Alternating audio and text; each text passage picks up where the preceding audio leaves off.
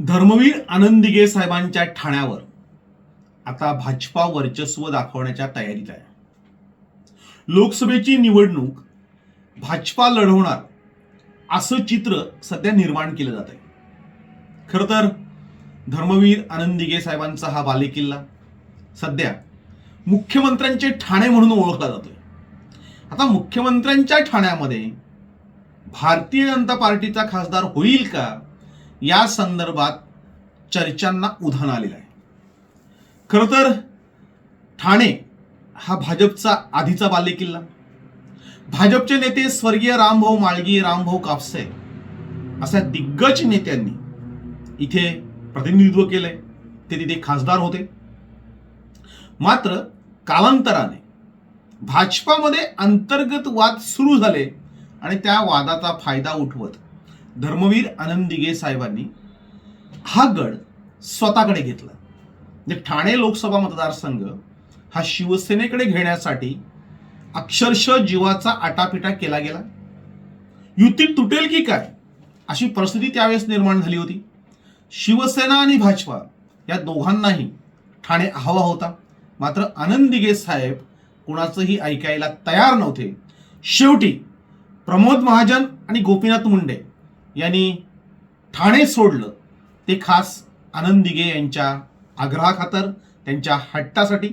बाळासाहेब ठाकरे यांनी सुद्धा आनंद दिघेंकडे हा गड जावा किंवा आनंद दिघेंनी ठाणे ज्या पद्धतीने मागितलंय तो त्यांचा हट्ट पुरा करावा, यासाठी बाळासाहेब ठाकरेंनीही शब्द टाकला होता आणि तो भाजपनी मानला होता. आत्ता परिस्थिती वेगळी निर्माण झालेली आहे. म्हणजे त्यावेळेस दिघे साहेब असताना ठाणे खेचून घेतलं. आता शिवसेना दुभंगल्यानंतर पुन्हा एकदा भाजपा आपला गड परत मागते. म्हणजे त्यावेळेस आनंद दिघे साहेबांनी जो गड मागून घेतला त्या गडामध्ये त्यांनी त्यांचे विश्वासू प्रकाश परांजपे यांना खासदार बनवलं होतं. त्यांच्या निधनानंतर त्यांचे सुपुत्र आनंद परांजपे हेही खासदार झाले होते. 2009 मध्ये मात्र परिस्थिती बदलली होती आणि तिथे राष्ट्रवादीने आपला ताबा मिळवला होता. जिथे संजीव नाईक हे राष्ट्रवादी काँग्रेसचे निवडून आले होते. त्यांनी विजय चौगुलेंचा पराभव केला होता आणि गड शिवसेनेच्या ताब्यातून राष्ट्रवादीमध्ये गेला होता. मात्र त्यानंतर 2014च्या निवडणुकीमध्ये पुन्हा एकदा शिवसेनेने बाजी पलटवली. राजन विचारे तिथे निवडून आले आणि पुन्हा एकदा 2019लाही राजन विचारे तिथे निवडून आले होते. म्हणजे आपण 2009ची जर गणितं बघितली, म्हणजे 2009ला राष्ट्रवादी काँग्रेसचे संजीव नाईक ज्यावेळेस उभे होते त्यावेळेस त्यांना 3,01,000 एवढी मतं होती. म्हणजे साधारणतः 40.94% एवढं मतदान संजीव नाईक यांना झालं होतं. तर शिवसेनेच्या विजय चौगुलेंना 2,91,980 म्हणजे 33.60% एवढं मतदान झालं होतं. तर मनसेचे राजन राजे यांना 1,34,840 म्हणजे 17.98% मतदान झालं होतं. म्हणजे ही जी जागा आहे, विजय चौगुले जे हरले होते ते फक्त 49,020 मतांनी हरले होते. म्हणजे खरं तर मनसेनी तिथे एक मोठ्या प्रमाणात मतं खाल्ली होती. म्हणजे 1,34,840 मतं ही शिवसेनेची तुटली होती, ती मनसेने घेतली होती आणि त्याच्यामध्ये शिवसेनेने ही जागा गमावली होती. विजय चौगुले पराभव झाले होते आणि संजीव नाईक निवडून आले होते. 2014ला मात्र परिस्थिती पालटली. तिथे विजय चौगुले यांना तिकीट न देता राजन विचारे यांना तिकीट दिलं गेलं आणि राजन विचारे यांनी चक्क 56.46% एवढं मतदान घेतलं. म्हणजे 5,95,364 एवढं मतदान घेतलं. राष्ट्रवादीचे संजीव नाईक पुन्हा उभे होते. त्यांना 3,14,065 मतं म्हणजे 29.78% मतं त्यांना मिळाली होती आणि 2,81,299 मतांनी त्यांचा पराभव झाला होता. म्हणजे शिवसेनेने इथे मोठ्या प्रमाणावर मुसंडी मारली होती 2014ला. 2,81,299 एवढ्या मोठ्या फरकाने राजन विचारे यांचा विजय झाला होता. शिवसेनेचा उमेदवार तिथे जिंकला होता आणि आनंद दिघे साहेबांचं ठाणं हे पुन्हा शिवसेनेच्या ताब्यात आलं होतं. 2019लाही पुन्हा राजन विचारे हे निवडणुकीला उभे राहिले आणि तेव्हा त्यांनी प्रचंड मतदान मिळवलं. म्हणजे जवळपास 63.30% मतदान हे राजन विचारांना झालं होतं. 7,40,969 एवढी मतं ही राजन विचारांना मिळाली होती.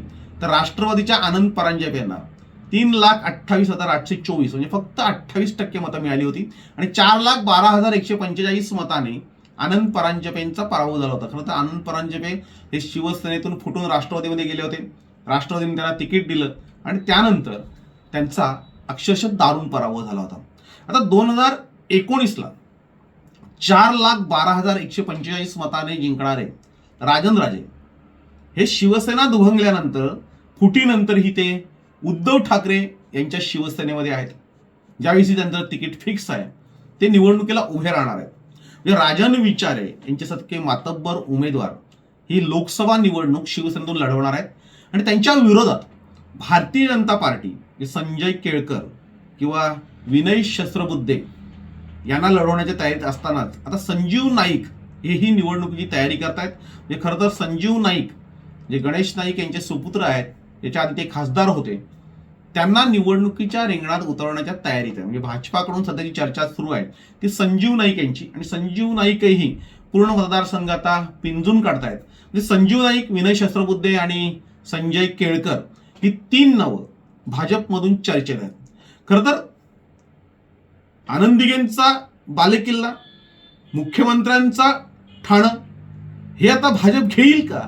त्यावेळेस आनंद दिघे साहेबांनी भाजपाकडून अक्षरशः हा गड खेचून घेतला होता.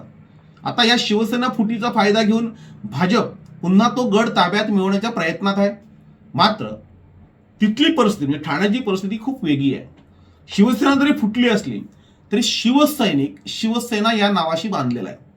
इथं राजन विचारे यांच्या विरोधात भाजपचा जर उमेदवार असला तर शिवसैनिक हे भाजपला मतदान करतील का, हा मोठा प्रश्न आहे.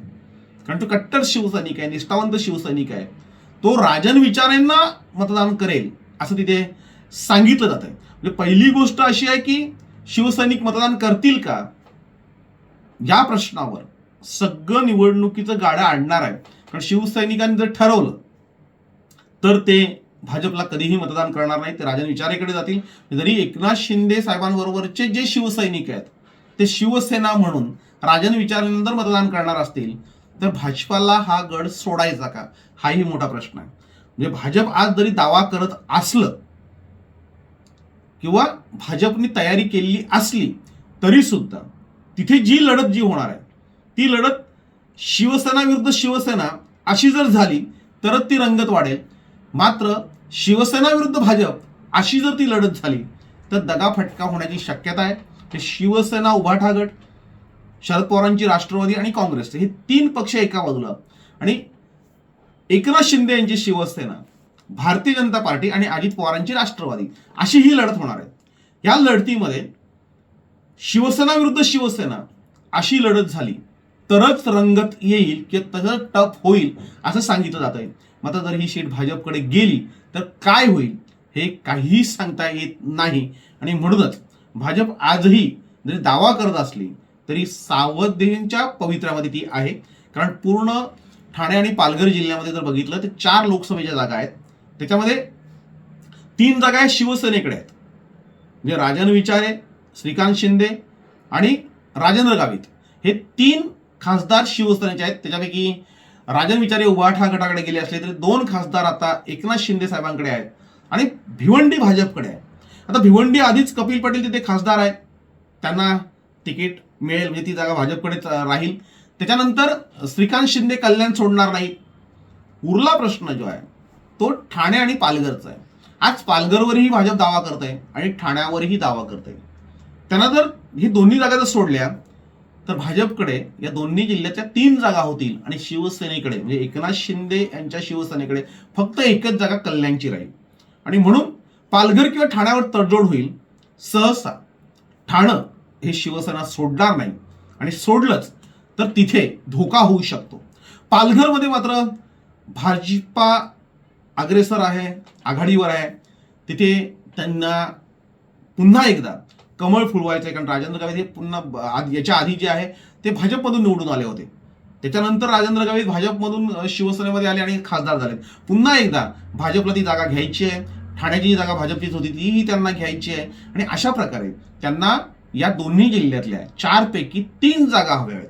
खरं तर जी वाटणी होईल त्या वाटणीमध्ये 2-2 जागा म्हणजे शिवसेनेला 2 जागा आणि भाजपला 2 जागा मिळतील. त्याच्यापैकी भिवंडी आणि कल्याण हे फिक्स आहे.